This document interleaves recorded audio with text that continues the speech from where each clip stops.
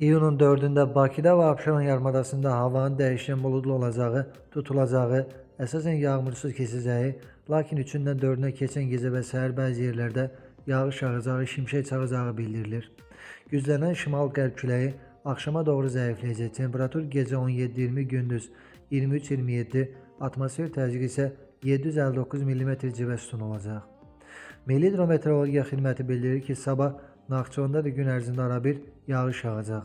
Temperatur 19-25 dərəcə isti olacaq.